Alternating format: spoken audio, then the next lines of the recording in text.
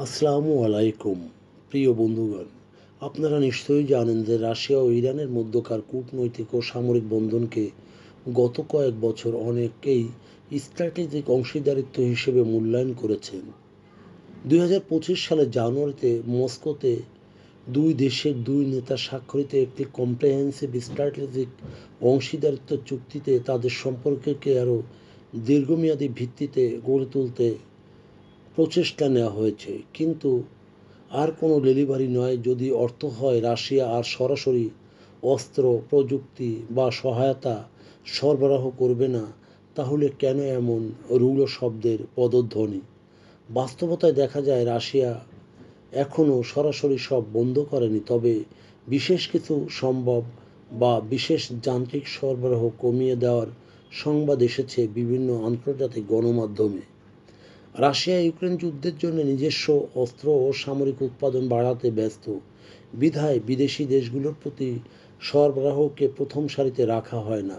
একই সঙ্গে ইরান প্রায়শই দাবি করে যে তারা রাশিয়ার কাছে কোনো ব্যালিস্টিক মিসাইল সরবরাহ করেনি, যা পশ্চিমা দাবি বা ভুল সংবেদনশীল তথ্যের ভিত্তিতে প্রচারিত হয়েছে। আরেক দিক হলো বাণিজ্যিক ও রুট নিয়ন্ত্রণের প্রসঙ্গে রাশিয়ার জন্য ইরানের মাধ্যমে ভারতে পরিবহনের নতুন রুট চালু করেছে তেহরান।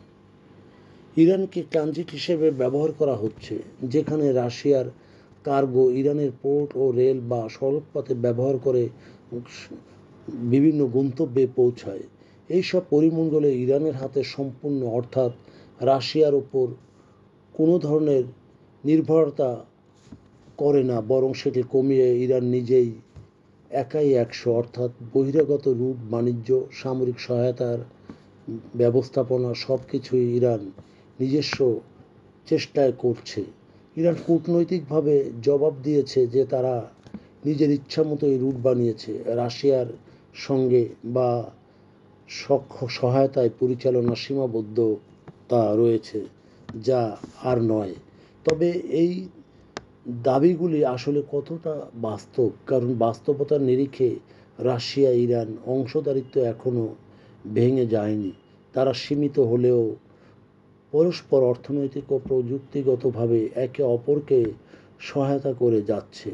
তবে এটাও ঠিক, ইরান তার ক্রান্তি লগ্নে কোনো সহযোদ্ধাকে বা বাস্তব সমর্থকদের খুঁজে পায় না, বিধায় ইরান অন্তত একাকী চলার এক সক্ষমতা অর্জনে সচেষ্ট।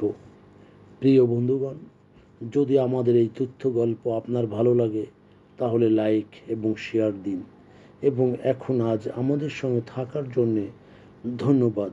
আমাদের ফলো দিন এবং সাবস্ক্রাইব করুন।